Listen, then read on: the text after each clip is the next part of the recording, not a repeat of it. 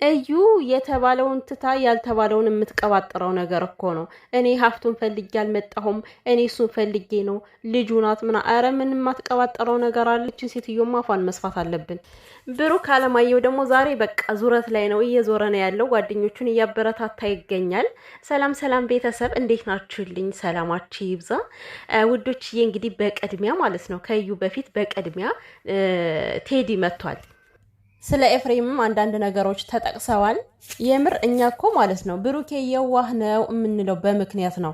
አያችሁ አይደለ? ስለ ኤፍሬም ሲጠየቅ ሲያወራ ምን እንደመለስ በጣም ያስደነቀኝ ነገር ኤፍሬም እኔ አግኝቼ በማወራው ሰዓት በሚያወጣቸው ቃላቶች ሰው እንዲቀየመው አልፈልግም፣ ሰው እንዲያዝንበት አልፈልግም እና እሱንም የተቀየማችሁ ይቀርበሉት እያለ ነበረ ማለት እንደው ይሄ ልጅ የዋህ አድርጎ የፈጠረው እኮ ነው። ማርያምን ነው የምላችሁና በነገራችሁ ላይ ኤፍሬም ማለት ነው ኤፍሬም እኮ እኔ አሁን ለምን ነገሮችን እንደማይፈታ አይገባኝም እኮ። ምክንያቱም ብሩኬ አንደኛ ነገር የእሱ ጓደኛ ነው፣ በደንብ ያውቀዋል። ከዚህ በፊት ፕራንክ ሰርቶ ሳለ ማለት ነው። ከዛ ፕራንኩ ካለቀ በኋላ ምናምን ስለ ብሩኬ እንዴት ብሎ እንደመሰከረ አይታችኋል አይደለ? ምን አይነት ጨዋ ልጅ እንደሆነ ምን አይነት መልካም ጓደኛ እንደሆነ በደንብ አድርጎ ገልጾ ነበር ኤፍሬም ከዚህ በፊት።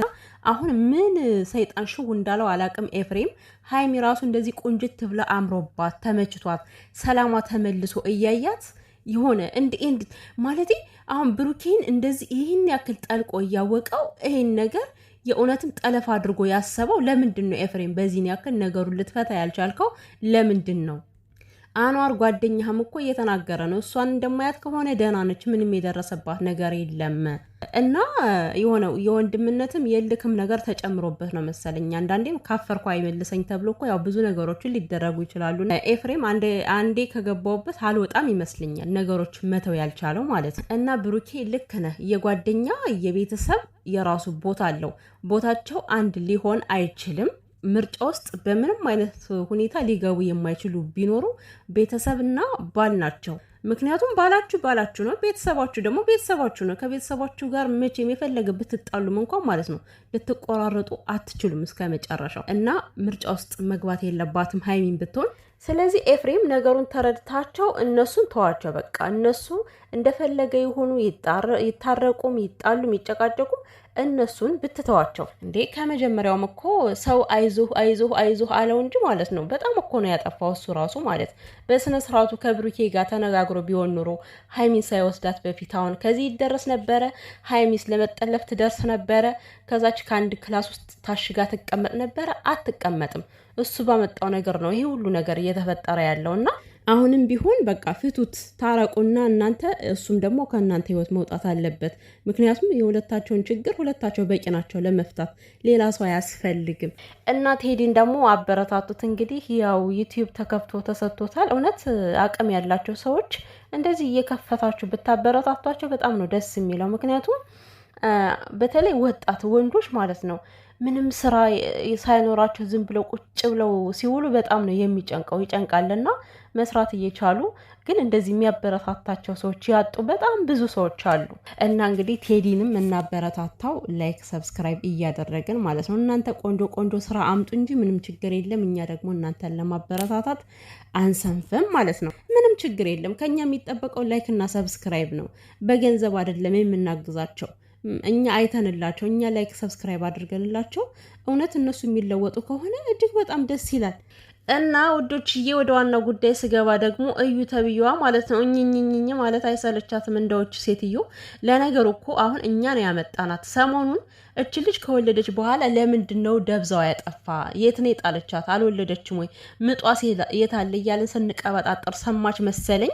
ይኸው ዛሬ ደግሞ ምላሷን አሹላ ጭራሹኑ ሰውን ሁላ እየተሳደበች ነው። ዛሬማ እንዴ ኮሜንት እንደዚህ ግዴታ እኮ አይደለም አትኮምቱ። ለምን እንደዚህ ትላላችሁ? ሴቱ ናችሁ እያለች ነው። ሴት ሁና እውነት ከሌላት ማለት ነው እኔ የፈለገ ደንባ ብታለቅ ሳላግዛትም ለሷ አልደግፍም ብሞት።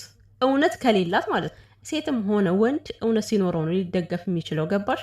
አንቺ ደግሞ ምንም አይነት ማስረጃ በሌለው ነገር ነው እኮ የሰውን ስም እያጠፋሽ ያለሽው።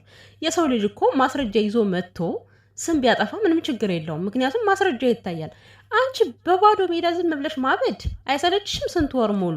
የዛሬው ደግሞ ጫን ያለ ነው። ቤተሰብ ያለችውን ሰማችሁ አይደለ?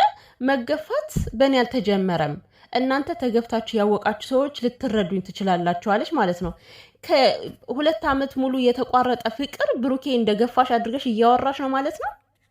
ስነ ስርዓት ይኖርሽ እዩ ማለት ነው። የምሬን ነው። ልጁ በዚህ ደግሞ ስሙን ለማጥፋት እየሞከርሽ ነው ያለሽው አሁን ላይ። ልክ አንቺ እንደተገፊ ብሩኬ እንደገፋሽ አድርገሽ ለማውራት ነው ዛሬ ዳር ስትይ የነበረው ማለት ነው። ግን በጣም ያሳፍራል።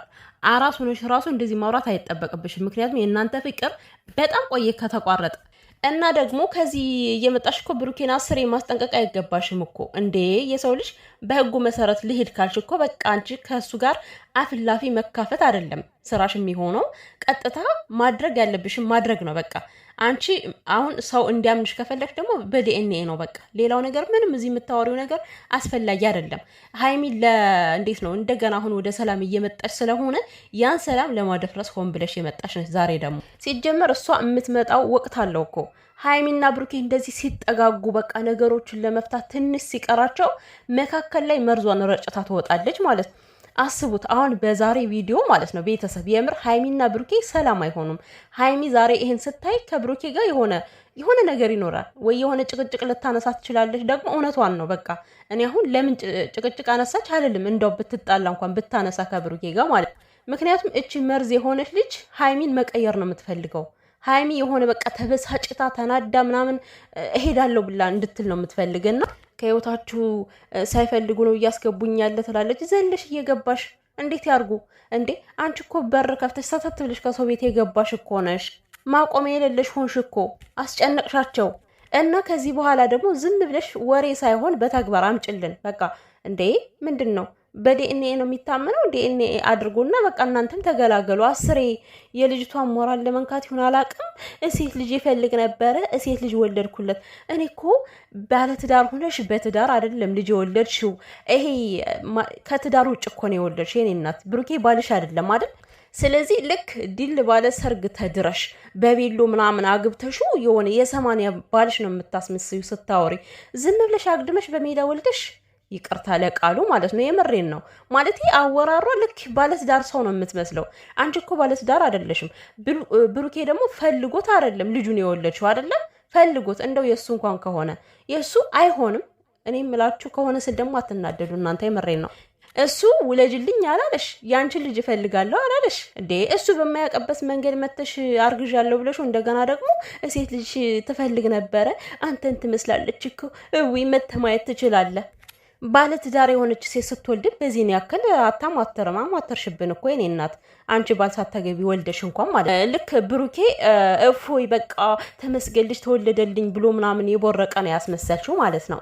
እና ስነ ስርዓት ይኖርሽ እዩ። የምር እኔ እሷን የምናገርበት ቃል አጥቻለሁ። ዛሬ የተናገረችው ነገር በጣም ነው ያናደደኝ። ምክንያቱም መገፋት በእኔ አልተጀመረ ማለች። ይሄ ቃል እንዴት እንደገረመኝ እኮ። እንደገና ደግሞ በሌላ ልጅ ያንተ ነው ማለት ሻንሶ በሌላ ነገር ልታስጠምጁ